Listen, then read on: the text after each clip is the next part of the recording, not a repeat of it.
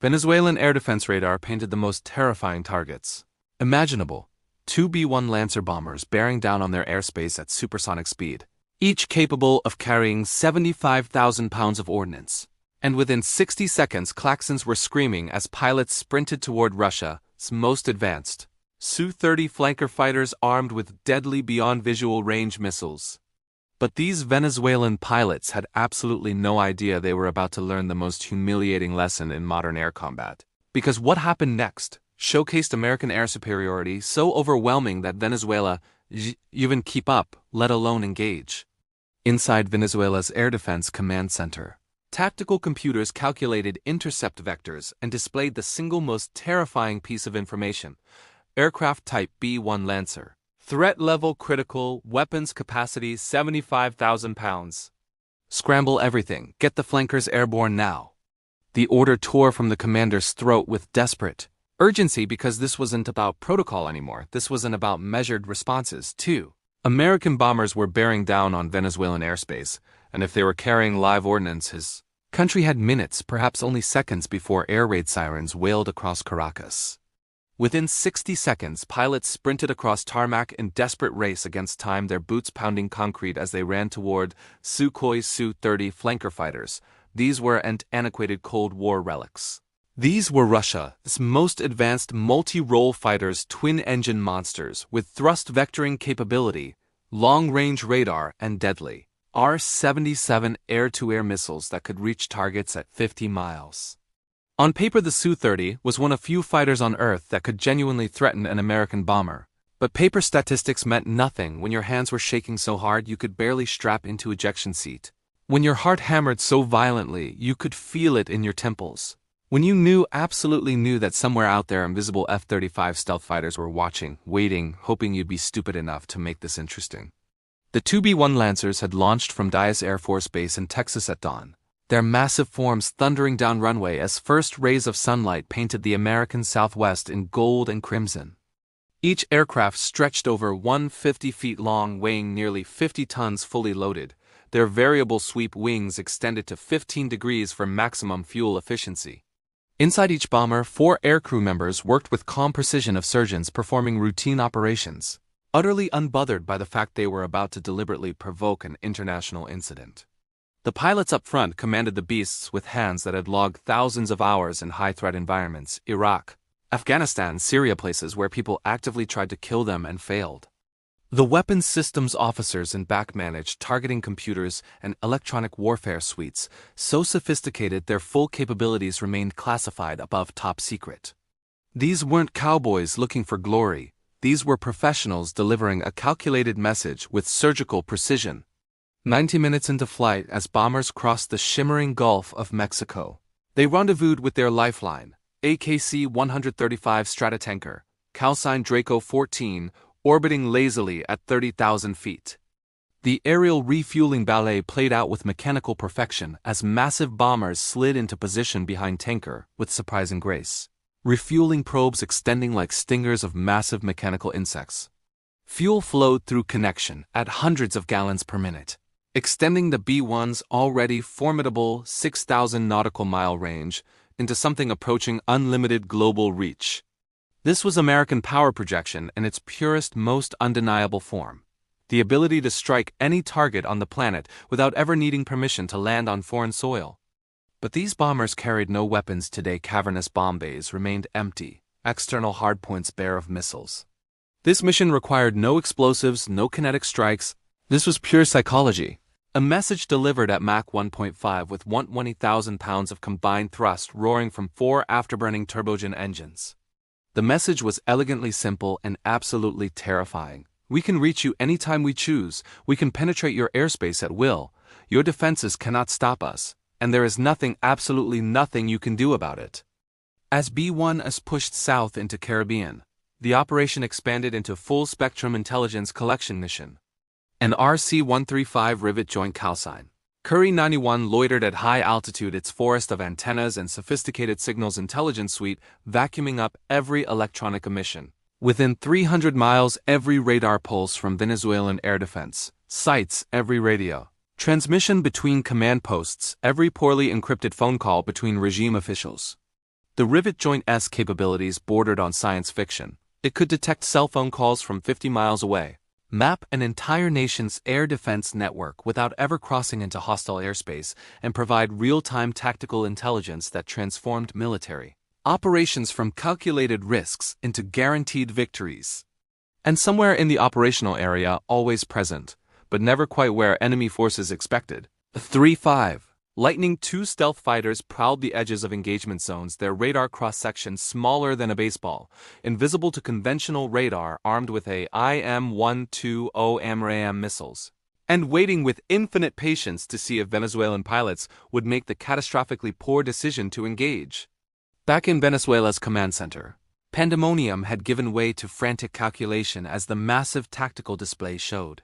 American bombers now 38 miles from coast, still supersonic, still inbound. Intelligence officers shouted updates. "Sir, the Americans have their transponders active. They're broadcasting their position on civilian frequencies." This detail sent ice through every spine in the room because the Americans weren't just violating Venezuelan airspace. They were doing it openly, brazenly, daring Venezuela to respond. This was calculated provocation raised to an art form. At 0912 hours, the decision crystallized. Launch the alert aircraft, 2 flankers, immediate intercept, weapons tight unless explicitly authorized. The order represented a calculated gamble. Send fighters to demonstrate Venezuela wouldn't simply capitulate, but maintain strict fire discipline to avoid triggering a shooting war Venezuela would lose within hours.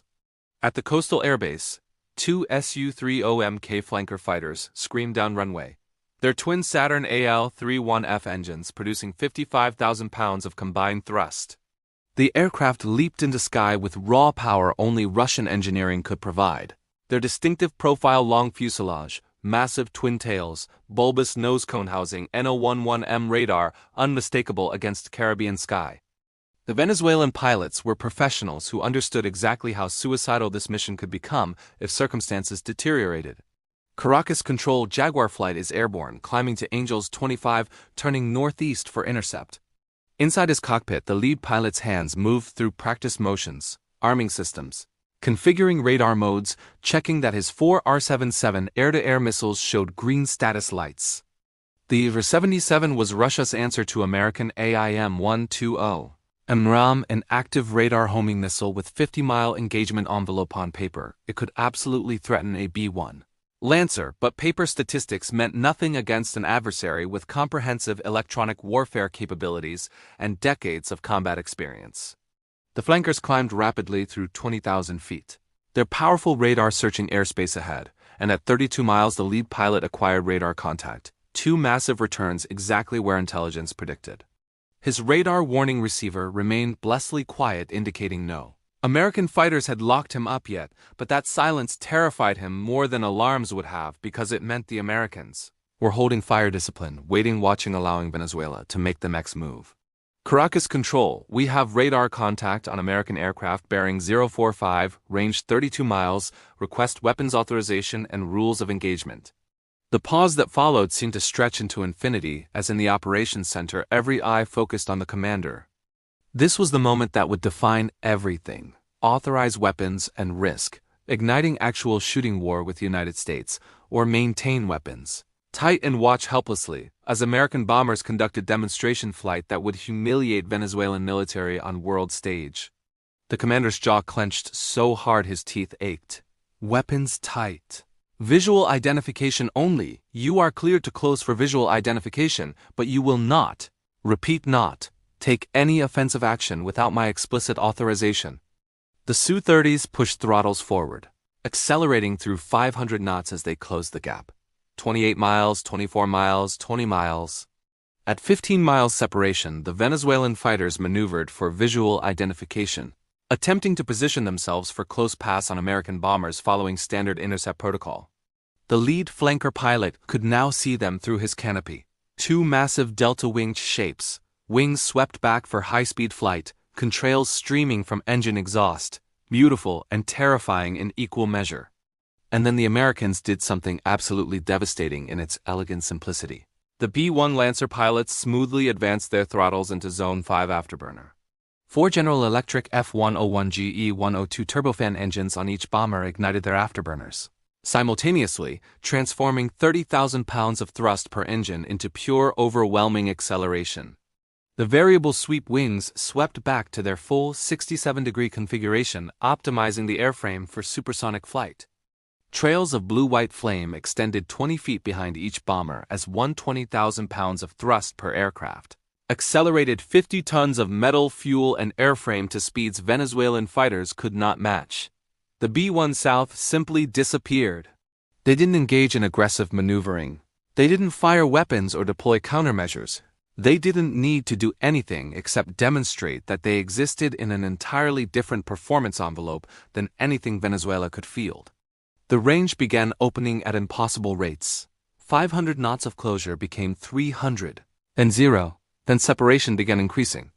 The Venezuelan flankers, already at maximum military power, watched in impotent frustration as American bombers pulled away effortlessly, accelerating through Mach 1.2, 1.3, Mach 1.5. The lead Venezuelan pilot's voice carried barely suppressed rage and grudging admiration. "Caracas Control, we've lost contact. The American aircraft have exited engagement zone at supersonic speed. We cannot pursue. They're just gone. Request permission to return to base." The humiliation in those words was absolute. Venezuela's most advanced fighters, flown by skilled pilots armed with beyond visual range missiles, none of it mattered. The Americans had simply accelerated away like adults leaving children behind. Permission to return to base was granted immediately because there was no point burning precious fuel in futile chase. The Su-30s turned for home, their brief intercept having accomplished nothing except confirming the unbridgeable technological and operational chasm between Venezuelan and American air forces. But the real consequences were only beginning because the RC-135 Rivet Joint had recorded everything. Every radar emission from Venezuelan Su-30s, every radio transmission, every frequency hop, every encryption protocol. The Americans now possessed complete electronic signature of Venezuela's most advanced fighter aircraft and their tactical employment patterns. And if shooting war ever erupted, U.S. forces would know exactly how Venezuelan flankers operated. The commander slumped in his chair as adrenaline drained, leaving hollow exhaustion and bitter realization. They had just been systematically humiliated. The Americans flew into Venezuela's backyard, demonstrated complete operational superiority, collected comprehensive intelligence on air defenses, and departed without firing a single shot. It was a masterclass in psychological warfare, showing overwhelming capability while maintaining plausible deniability about aggressive intent. This operation proved that modern air superiority isn't about dogfighting. It's about existing in a performance envelope your adversary cannot reach. And when B-1 Lancers can simply accelerate away at Mach 1.5 while enemy fighters watch helplessly, you've achieved dominance so total that combat becomes unnecessary. If this breakdown of psychological air warfare fascinated you, smash subscribe for more real military operations analysis. Comment whether you think Venezuela's pilots showed courage by intercepting or wisdom by not engaging.